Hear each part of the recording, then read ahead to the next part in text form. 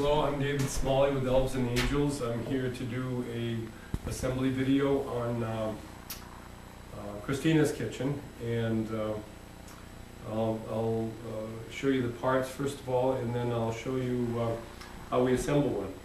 First of all, to start, this is your door frame, and this are the two things that you should start off doing, is put the knobs and the faucet on the cooktop, and the knobs on the door frame.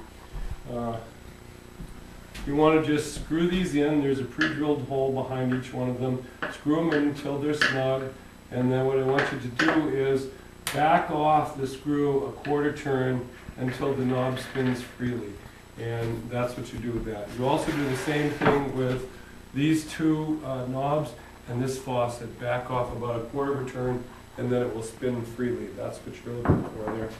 Okay, let me just set the way.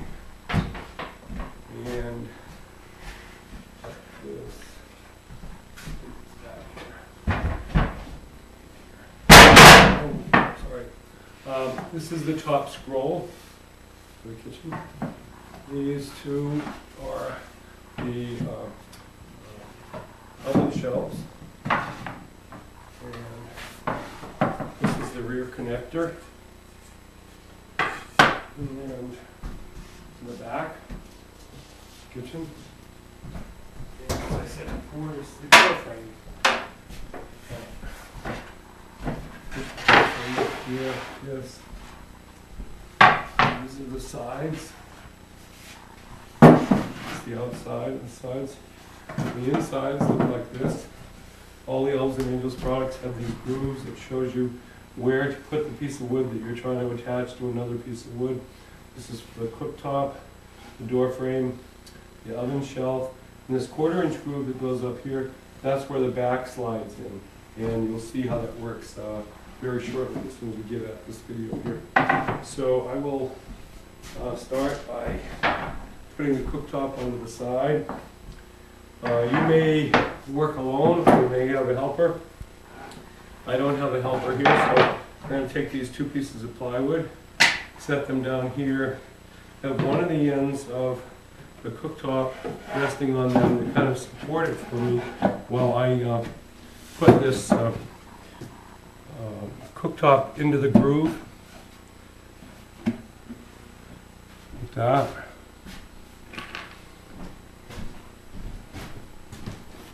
And get the rear one first. The front one. And basically what I'm going to do is just do exactly the same thing on the other side. Put those two screws into the cooktop from the side here. Move the helpers. This.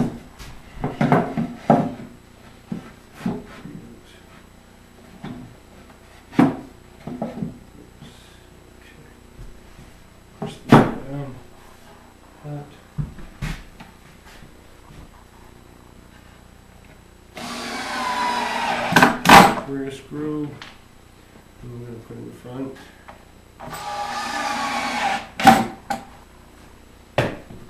At this point, Christina's kitchen with the cooktop on. I'm going to flip it on its back now. I'm going to put the door frame in. Take and put it in the groove on the other side. Have a helper from this, that's great, but if not, you can kind of push it up and be holding it in at the same time until you get up to the top and just snug it in. I'm going to put a screw in this side. There's actually 3 screws that go in this side, but I'm going to try to save time on the video. And you can hear it pop in there.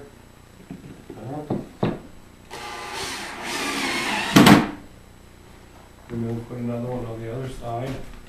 Like I say, there's actually 3 of them. And line this up. Snug it in there. At this point, that's what we look like. Now we're going to take and put on the top scroll.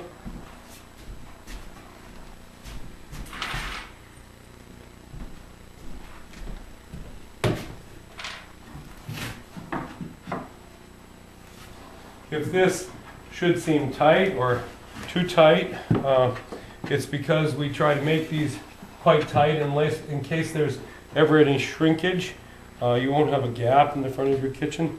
If you need to, you just back off your screw here that goes in the cooktop. It'll allow a very tight fit. It'll allow it to drop right down in there. So that's what you do if it seems to you that it's too long, we made a mistake. Probably we didn't. That's the way it's done in order to ensure that you're going to have a good looking product for forever, actually. And then we have two screws go in the back here. You're going to do, your top scroll wants to be, the bottom of your top scroll wants to be even with the bottom of your cooktop. Now we're going to drop in the rear connector. There's a groove in the bottom of it so that the back will slide up into it. Goes in here. Could be the same thing with this. It seems too tight. It's not. It's made that way. Sometimes it varies. The rear connector is not that crucial because it's not a place that shows, and it just needs to be snugged in like that. Now we're going to take our two oven shelves, and earlier I showed you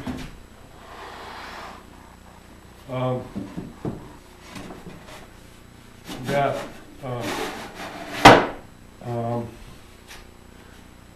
there were grooves in the back, so we'll that in. Here we won't bother put the other one down. And then what you want to do now is slide in your back. It'll go like this. It starts at the bottom, that 1/4 inch groove that I spoke of. It's going to go into the groove that's in the rear connector, and then attach to the bottom. And let's see,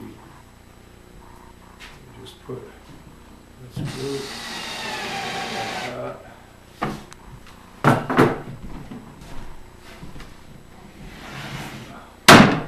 And that's Christina's kitchen. We show you. Next thing you want to do is put in the plugs, and you just need Elmer's glue or any type of school glue that you have. You just put a dab right there on the edge, that, and then you put our birch plugs in. These can either be loose or sometimes they're a little tight, depending upon how much moisture it's been around or whatever. I just give them one little tap, and you can just put these in like this.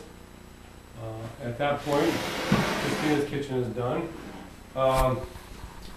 We see you're all set there. We don't have a sink plug to put in, but I can show you what it's like. It's not that difficult to do. This can be very enjoyable if you're not trying to surprise your children. Make it with them. Let them see you make something like this, because you actually can do it, and they'd really get a kick out of it to see you be able to, if you don't normally have woodworking skills, to be able to make a piece like this for them. It would mean a lot to them. Let me see. Anyways, I'd like to thank you for myself and Elves and Angels for buying American-made product, Maine-made product, natural product, and supporting the family business. Personally, I'd like to thank you for supporting Elves and Angels and the Smalley family now for 26 years, and we very much appreciate it.